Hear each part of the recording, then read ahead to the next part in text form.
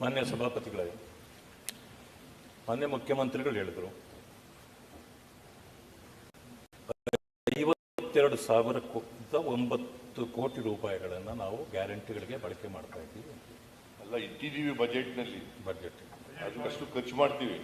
ಇರಲಿ, ಇಲ್ಲ, ಮಾಡೋದ್ರ ಬಗ್ಗೆ ನಮ್ದೇನು ತಕರಾರಿಲ್ಲ. SCPTSP ಹಣ ದಲಿತರದು 11,000 ಕೋಟಿ ಮತ್ತೆ 14,000 ಕೋಟಿ ತೆಗೆದ್ರಲ್ಲ, ಅದನ್ನ ಯಾವ್ದು ಖರ್ಚು ಮಾಡ್ತೀರಿ? ಇದು ಒಂದು. ಗ್ಯಾರಂಟಿಗಳಿಂದ ನಮ್ಮ ಮೇಲೆ ಆಪಾದನೆ ಮಾಡ್ತೀವಿ. ನಾವು ಗ್ಯಾರಂಟಿಗಳು ಕೊಡಬೇಡಿ ಅಂತ ಎಲ್ಲಿ ಹೇಳಿಲ್ಲ. ನೀವೇನು ಕಮಿಟ್ ಮಾಡಿದ್ರೆ ಅದನ್ನು ಕೊಡ್ರಿ. ಈಗ ನಮಗೆ ಹಣ ಕೊಟ್ಟಿಲ್ಲ, ಡೆವಲಪ್ಮೆಂಟ್ ಆಗ್ತಾ ಇಲ್ಲ ಅಂತ ನಾವು ಹೇಳಿದ್ವಾ? ನಿಮ್ಮ ಶಾಸಕರೇ ಹೇಳ್ತಾ ಇರೋದು. ಯಾರು ಹೇಳ್ತಾ ಇದ್ದಾರೆ? ಅನೇಕರು ಹೇಳ್ತಿದ್ದಾರೆ. ಕಾಗೆ ಅವ್ರು ಏನ್ ಹೇಳಿದ್ರು? ಬೆಳಗಾವಿನಲ್ಲಿ ನನಗೇನಾದ್ರೂ ಹಣ ಕೊಟ್ಟಿಲ್ಲ ಅಂದ್ರೆ ನಾನು ಸ್ವೀಸೈಡ್ ಮಾಡ್ಕೊಂಡ್ಬಿಡ್ತೀನಿ ಅಂತಂದ್ರು. ಅದು ವೈಯಕ್ತಿಕ. ಆಯ್ತಾ?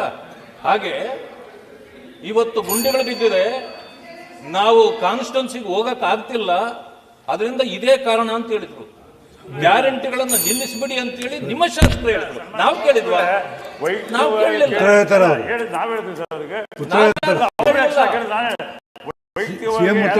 ನಿಮ್ಮ ಶಾಸಕರು ಏನ್ ಹೇಳ್ತಾರೋ ಅದನ್ನು ನಾವು ಪ್ರಸ್ತಾಪ ಮಾಡಿದ್ದೀವಿ ಅಷ್ಟೇ.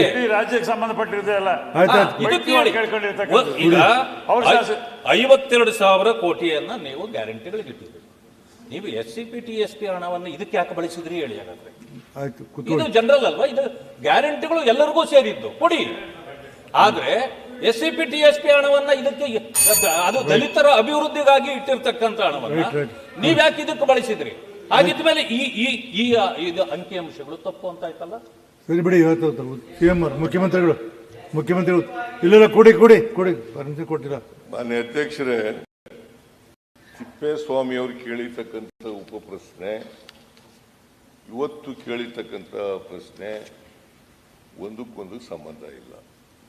ಅವ್ರು ಕೇಳಿರೋದು ಸಾಲ ಎಷ್ಟು ಮಾಡಿದ್ದೀರಿ, ಯಾಕೆ ಖರ್ಚು ಮಾಡ್ತಾ ಇದ್ದೀರಿ, ಏನು ಮಾಡಿದ್ದೀರಿ ಅಂತಕ್ಕಂಥದ್ದು ಅಷ್ಟೇ. ಗಣಿಗಾರಿಕೆ ಬಗ್ಗೆ ಎಷ್ಟು ದುಡ್ಡು ಬರ್ತದೆ, ಅದನ್ನ ಕೇಂದ್ರ ಸರ್ಕಾರ ಸುಪ್ರೀಂ ಕೋರ್ಟ್ನವರು ಡಿಸಿಷನ್ ಕೊಟ್ಟಿರೋದ್ರ ಏನು ಬಗ್ಗೆ, ಅದು ಬೇರೆ ಪ್ರಶ್ನೆ ಕೇಳಿ ಅದಕ್ಕೆ ಉತ್ತರ ಕೊಡ್ತೀವಿ. ಗಣಿಗಾರಿಕೆ ಬಗ್ಗೆನೇ ಬೇರೆ ಪ್ರಶ್ನೆ ಕೇಳಿ ಅದಕ್ಕೆ ಉತ್ತರ ಕೊಡ್ತೀನಿ. ಆದ್ದರಿಂದ ನಾವು ಸುಪ್ರೀಂ ಕೋರ್ಟ್ ಆದರೂ ಕೂಡ ಹೇಳ್ತೀನಿ ತಿಪ್ಪೇಸ್ವಾಮಿ ಅವರೇ, ಗಣಿಗಾರಿಕೆಯಿಂದ ಪರಿಷ್ಕರಣೆ ಮಾಡಿ, ನಾವು ಸುಪ್ರೀಂ ಕೋರ್ಟ್ ಡಿಸಿಷನ್ ಕೊಟ್ಟ ಮೇಲೆ ಪರಿಷ್ಕರಣೆ ಮಾಡಿದ್ದೀವಿ. ಅದರ ಪ್ರಕಾರ 4,700 ಕೋಟಿ ರೂಪಾಯಿ ಹೆಚ್ಚುವರಿ ಆದಾಯ ಬರ್ತದೆ. ಮಿನರಲ್ಸ್ ಮೇಲೆ ನೀವು ತೆರಿಗೆ ಹಾಕ್ಬೋದು ಅಂತ ಹೇಳ್ಬಿಟ್ಟಿದ್ದಾರೆ. State governments are at liberty to impose taxes ಅಂತ ಹೇಳಿದಾರಲ್ಲ, ಅದರ ಪ್ರಕಾರ 4,700 ಕೋಟಿ ಬರುತ್ತದೆ. ನಂಬರ್ 1. ನಂಬರ್ 2, ಇವರಿಗೆ, ನಮ್ಮ ನಾರಾಯಣಸ್ವಾಮಿ ಅವರಿಗೆ ನೋಡಿ, ನಾರಾಯಣಸ್ವಾಮಿ ಅವರೇ, 52,009 ಕೋಟಿ ಇದೆಯಲ್ಲ, ಅದನ್ನ ಗ್ಯಾರಂಟಿ ಯೋಜನೆಗಳಿಗೆ ಖರ್ಚು ಮಾಡಿ. ನಂಬರ್ 1. ನಂಬರ್ 2, ಬಜೆಟ್ನಲ್ಲಿ ನಾವು ಹೇಳ್ತೀವಿ ಇಂತಿಂಥ ಬಾಬ್ಗೆ ಇಷ್ಟು ದುಡ್ಡು ಖರ್ಚು ಮಾಡ್ತೀವಿ, ರಿಸೀಟ್ಸ್ ಅಂಡ್ ಎಕ್ಸ್ಪೆಂಡಿಚರ್ ಅಂತ ಇರ್ತದೆ. ಇಷ್ಟು ಇಂಥ ಬಾಬ್ಗಳಿಂದ ದುಡ್ಡು ಬರ್ತದೆ, ಇಂಥ ಬಾಬ್ಗಳಿಗೆ ನಾವು ಖರ್ಚು ಮಾಡ್ತೀವಿ. ಇನ್ನು ಯಾರು ಕೇಳಿದ್ರೆ, ನೀವು ಕೇಳೋದಾಗ್ಲಿ ಅಥವಾ ಇನ್ನೊಬ್ರು ಕೇಳೋದಾಗ್ಲಿ, ಯಾರು ಕೇಳೋದೇ ಇಲ್ಲ. ಬಜೆಟ್ನಲ್ಲಿ ನಾವು ಏನಕ್ಕೆ ಯಾವುದಕ್ಕೆ ಇಯರ್ ಮಾರ್ಕ್ ಮಾಡ್ತೀವಿ ಅದು ಕೇಳಲ್ಲ, ಅದು ಬಿಟ್ಟು ಕೇಳೋದು. ಅಂಥ ಸಂದರ್ಭಗಳಲ್ಲಿ ನಾವು depending upon the availability of the funds ನೋಡ್ಕೊಂಡು ಮಾಡ್ತೀವಿ. ನಂಬರ್ 1.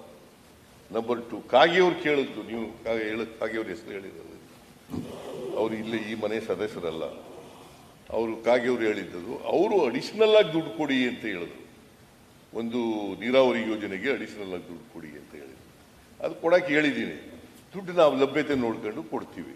ಅದು ಒಂದು, ಹೆಚ್ಚಾಗಿ ಕೊಡಿ ಅಂತ. Other than the budgetary provision, ಅದನ್ನು ಕೇಳಿದ್ರು ಕೊಡ್ತೀವಿ ಅಂತಕ್ಕಂಥದ್ದು ಹೇಳಿದ್ದೀವಿ. ಅದಕ್ಕೋಸ್ಕರ ಕಾಗಿಯವರು ಒಂದು 2 ಸಾರಿ ನನಗೆ ಕೇಳಿದ್ರು, ಅದನ್ನ ನಾನು ಹೇಳಿದ್ದೆ, ಅದು ಕೊಟ್ಟಿರಲಿಲ್ಲ, ಅದಕ್ಕೋಸ್ಕರ ಹೇಳಿರ್ಬಹುದು, ಹೇಳಿರ್ಬಹುದು. ಬಟ್ ನಾನು ಅದು ತ್ವರಿತವಾಗಿ ಮಾಡಲಿ ಅಂತ ಹೇಳಿದ್ರು. ನಾನು ಕರೆದು ಕೇಳಿದಾಗ ತ್ವರಿತವಾಗಿ ಮಾಡಲಿ ಅಂತ ಹೇಳಿದ್ದೆ. ಒಂದು ಎರಡನೇದು ಏನು ಹೇಳಿದ್ರಿ, SCP,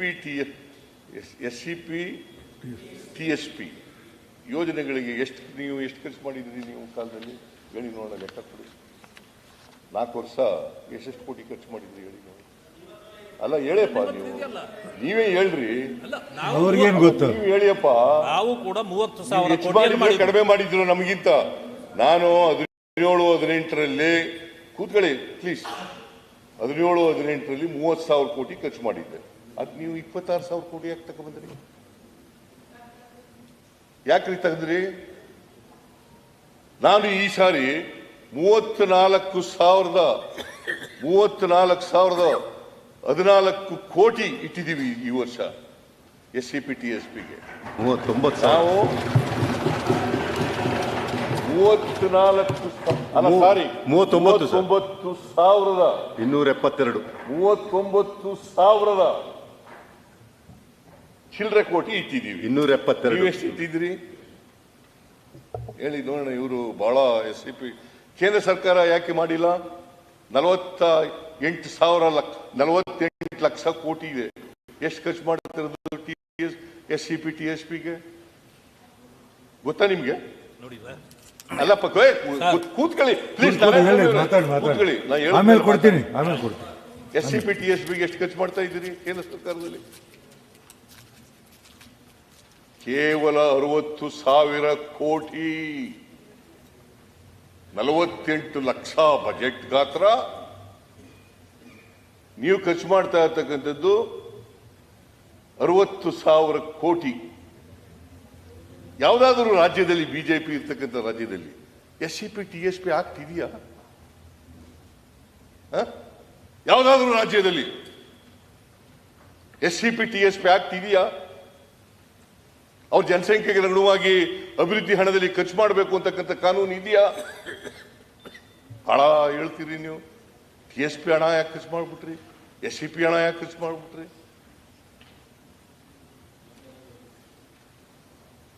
ಇಡೀ ದೇಶದಲ್ಲಿ ಮಾನ್ಯ ಅಧ್ಯಕ್ಷರೇ, ಮಾನ್ಯ ಸಭಾಪತಿಯವರೇ, ಆಂಧ್ರ, ತೆಲಂಗಾಣ, ಕರ್ನಾಟಕ 3 ರಾಜ್ಯಗಳು ಬಿಟ್ಟರೆ ಬೇರೆ ಯಾವುದೇ ರಾಜ್ಯದಲ್ಲಿ ಇಲ್ಲ. ಆಯ್ತಾ? ಅದಾಯ್ತಾ? ರಿಸರ್ವೇಶನ್ ಇನ್ ಕಾಂಟ್ರಾಕ್ಟ್ಸ್ ಯಾವ ರಾಜ್ಯದಲ್ಲಿದೆ ಹೇಳಿ ನೋಡೋಣ. ಕೇಂದ್ರದಲ್ಲಿದೆಯಾ? ರಾಜಸ್ಥಾನದಲ್ಲಿದೆಯಾ? ಮಧ್ಯಪ್ರದೇಶದಲ್ಲಿದೆಯಾ? ಉತ್ತರ ಪ್ರದೇಶದಲ್ಲಿದೆಯಾ? ಯಾವ ರಾಜ್ಯದಲ್ಲೂ ಇಲ್ಲ. ಯಾವ ರಾಜ್ಯದಲ್ಲೂ ಇಲ್ಲ. Reservation in promotion supreme court ಹೊಡೆದಾಕ್ಬಿಡ್ತು. ಅದನ್ನ ಕಾನೂನು ಮಾಡಿ ಅದು ಊರ್ಜಿತವಾಗಿರ್ತಕ್ಕಂಥದ್ದು ಕರ್ನಾಟಕ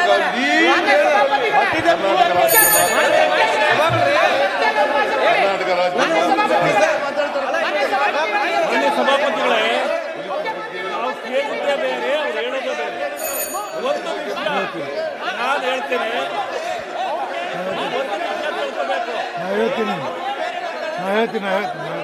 ನೋಡಿ ಅವರು ಹೇಳಿದ್ದು ನಾವು ಕೇಳಿದ್ದೇನೆ. ಅವರು ಭಾಷಣ ಮಾಡಕ್ಕೆ ಬಂದಿದ್ದಾರೆ. ನಾವು ಕೇಳಿದ ಪ್ರಶ್ನೆ ಈ ಭಾಷಣ ಏನು? ನಮಗೆ ಭಾಷಣ ಬೇಕಾಗಿಲ್ಲ. ನಮಗೆ ಬೇಕಾಗಿರ್ತಕ್ಕಂಥದ್ದು ನೋಡಿ, SCP TSP ಒಂದು ಕೈಯಲ್ಲಿ ಕೊಟ್ರೆ ಇನ್ನೊಂದು ಕೈಯಲ್ಲಿ ಕಿತ್ಕೊಂಡ್ರೆ, ಒಂದು ಕೈಯಲ್ಲಿ ಕೊಟ್ರೆ ಇನ್ನೊಂದು ಕೈಯಲ್ಲಿ ಕಿತ್ಕೊಂಡ್ರೆ, ಕಾಂಟ್ರಾಕ್ಟ್ ಬರೀ ಪೇಪರ್ ಅಲ್ಲಿದೆ. ಕಾಂಟ್ರಾಕ್ಟ್ ಪೂರ್ತಿ ಪೇಪರ್ ಅಲ್ಲಿದೆ. ಆ ದಲಿತ ಸಮುದಾಯಕ್ಕೆ ಕಾಂಟ್ರಾಕ್ಟ್ ಸಿಗ್ತಾ ಇದೆ.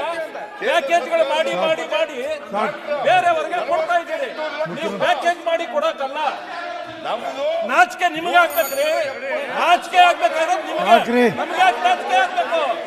ನಾಚಿಕೆ ಆಗ್ಬೇಕಾಗಿರೋದು ನಿಮಗೆ, ನಮಗಲ್ಲ.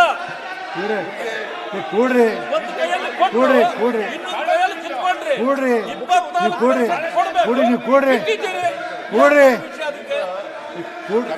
ಹೇಳ್ರಿ ಸಭಾನಾಯಕರೇ ಹೇಳ್ರಿ ಕುತ್ವಾಚ ಹೇಳಿ ಕೂಡುತ್ತೆ 24 ನಾ ಹೇಳ್ತೀನಿ. ಕೊಡಬೇಕಾಗಿತ್ತು. ಅದನ್ನು ಕೊಟ್ಟಿದ್ದೀರಿ. ಕೊಟ್ಟು ಏನ್ ಮಾಡಿದ್ದೀರಿ? ಒಂದು ಕೈಯಲ್ಲಿ ಕೊಟ್ರಿ, ಇನ್ನೊಂದು ಕೈಯಲ್ಲಿ ಕಿತ್ಕೊಂಡ್ರಿ. ಮೊದಲು ಉತ್ತರ ಕೇಳಿಸ್ಕೊಂಡೆ ಮೊದಲು ಬಿಜೆಪಿ ಅವರು ತಂದಿದ್ದು ರಿಸರ್ವೇಶನ್ ಇನ್ ಪ್ರಮೋಷನ್ ಬಂದಿದ್ದು ಬಿಜೆಪಿ ತಂದಿದ್ದು, ಇವರೆಲ್ಲ ತಂದಿದ್ದು ಬಿಜೆಪಿ ತಂದಿದ್ದು. ಅದನ್ನ ಕೇಳಿ ಏನಿಗೆ ನಡೆಸಿ ಸರ್ ಹಿಂಗೆ ಹಿಂಗೆ ನಾ ಹೇಳ್ತೀನಿ. ನಾ ಹೇಳಕ್ ಬಿಡಲ್ಲ, ನನಗೆ ಹೇಳಕ್ ಏನ್ ಮಾಡ್ಬೇಕೀಗ? ನನಗೆ ಹೇಳಕ್ಕಾರ ಬಿಡಿ. ಈಗ 24% ರಿಸರ್ವೇಶನ್ ಕೊಟ್ರಿ, ಕೇಳಿದಲ್ಲ. ಟಿಪಿ ತಂದ್ರಿ, ಕೇಳಿ ನಾ ಹೇಳೋದು 50% ಡಿಪಾರ್ಟ್ಮೆಂಟ್ 50% ಅವ್ರು ಜನ ಕೇಳಿ ನಾ ಹೇಳೋದು ಕೇಳಿ. ಕಿತ್ಕೊಂಡ್ರಿ. ನಾ ಹೇಳೋದು ಕೇಳ್ತಿರಿಲ್ಲ. ಇದು ಅಕೌಂಟ್ ಒಪ್ಪಬೇಕು. ನಾ ಹೇಳೋದು ಕೇಳ್ತಿರಿಲ್ಲ. ಏಯ್ ನಾ ಹೇಳೋದು ಕೇಳ್ತಿರಿಲ್ಲ. ಏನ್ರಿ ಏಯ್ ನೋಡಪ್ಪ ಏಯ್ ನೀವಿವಾಗ 60% ಆಗಿಲ್ವಾ? ಈಗ ಹೇಳ್ರಿ 60% ಆಗಿಲ್ವಾ? ಏ 60% ಮೊದಲೇ ತಗೊಂಡು ಚಲೋದಿ ಗೊತ್ತಿದೆ ಏ ನಮ್ಗೆ. ನಾರಾಯಣಸ್ವಾಮಿ 60% ಆಗಿದೆ. ನಾರಾಯಣಸ್ವಾಮಿ ಹೇಳಿದೆ. ಏಯ್, ಲೋಕಾಯುಕ್ತ ಏನ್ ಹೇಳ್ತು?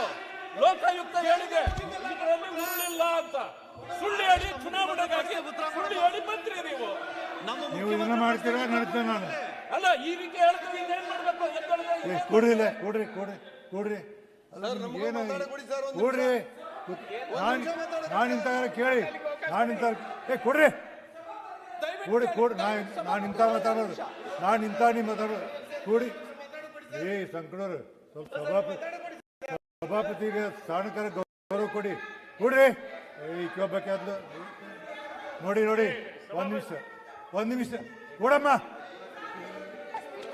ನಾ ಎದ್ದು ನಿಂತಾವ್ರಿ ಏನು ಮನುಷ್ಯ ಕಲಿ ಇನ್ನೊಂದು ಸಾಲಿ ಕಲಿ.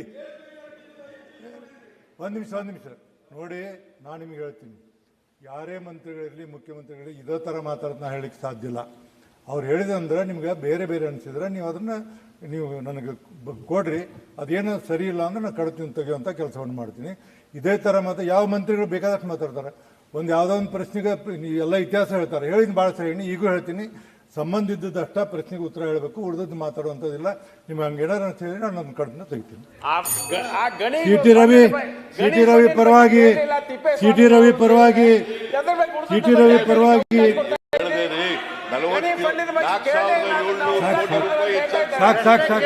ಸಾಕು ನಾ ಹೇಳಿ ಸಾಕು. C T Ravi